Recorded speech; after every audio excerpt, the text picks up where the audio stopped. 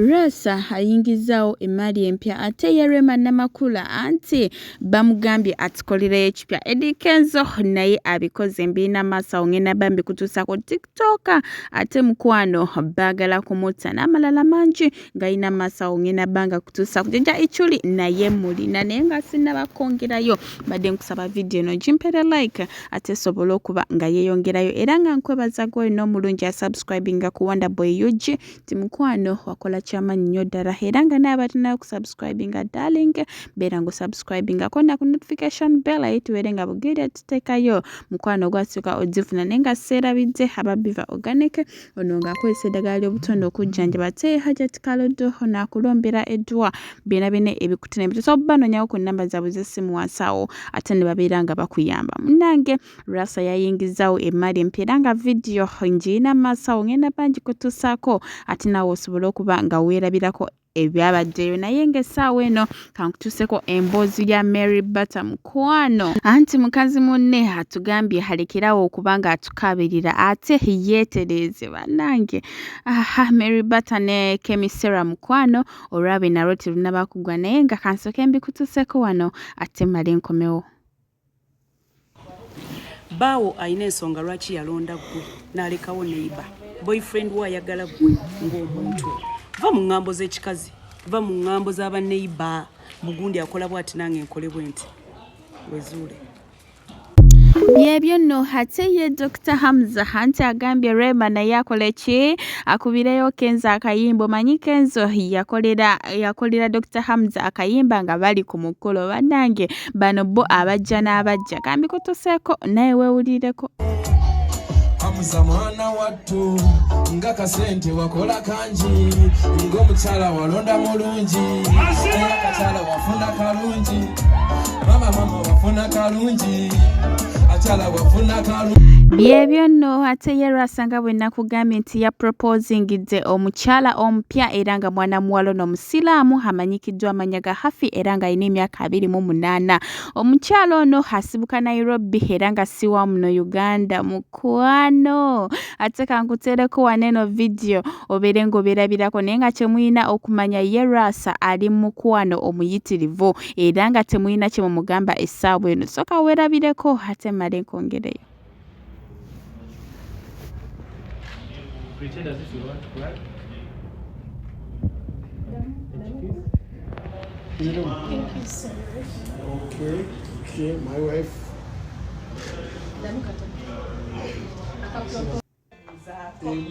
Saba okubuuzaako obulira otya? Mpulira bulungi nnyo mpulira nga nzijudde nze n'omubiri. Omubiri gujjudde.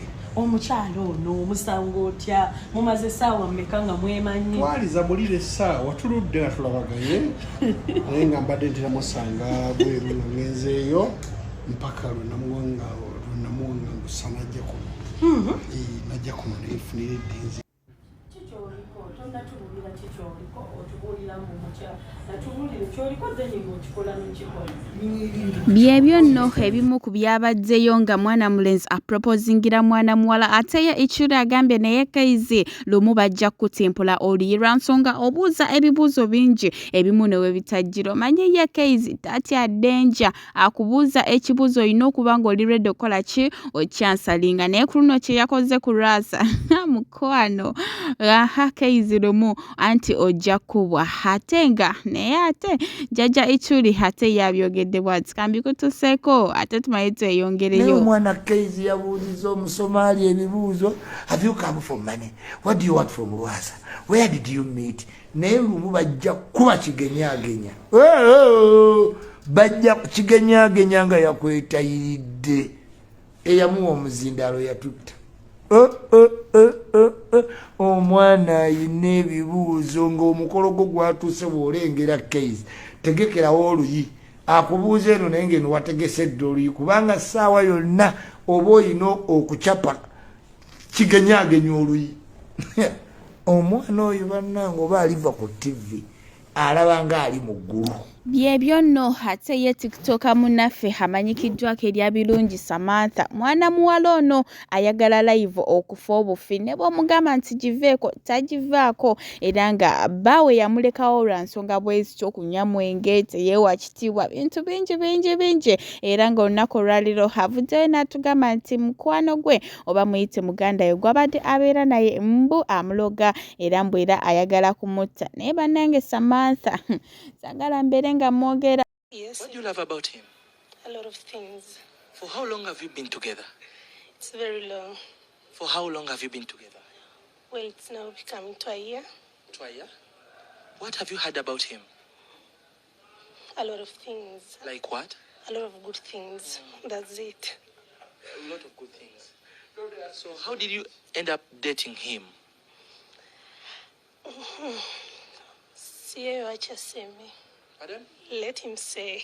Let him tell you guys. So have you accepted the proposal? Yeah, I did. Why were you so quick to accept this? Because I love him. Do you really love him? Yeah, I do.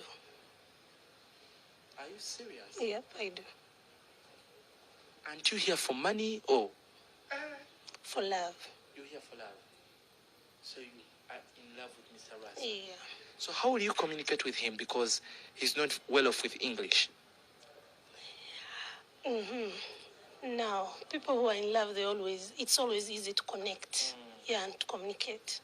So we love each other. You love each other. What do you promise what do you promise Mr. Rasa? To love him and to respect him. That's it.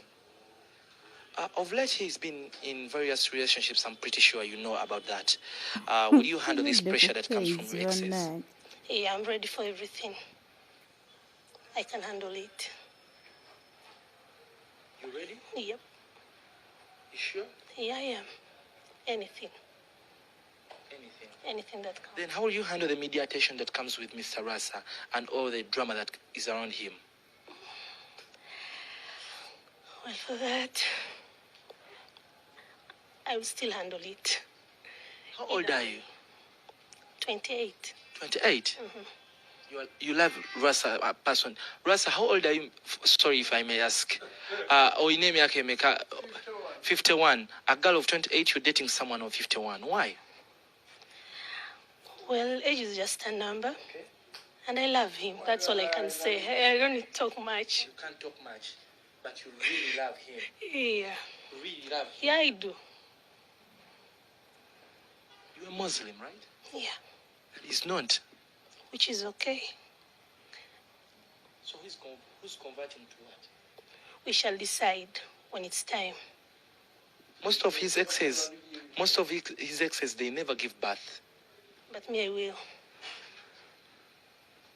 Me, I will. I will give birth. You will?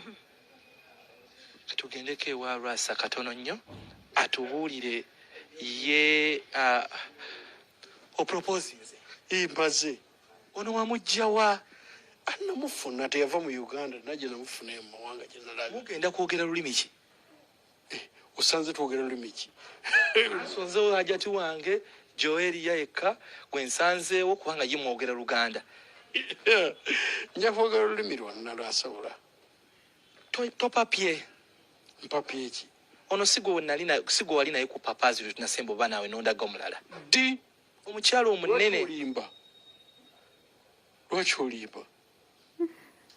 Nze gwe nali naye. Rasa, oli sure nti ono ye ogenda mwagala? Ngenda mwagala. Ebyaddala? Ebyaddala.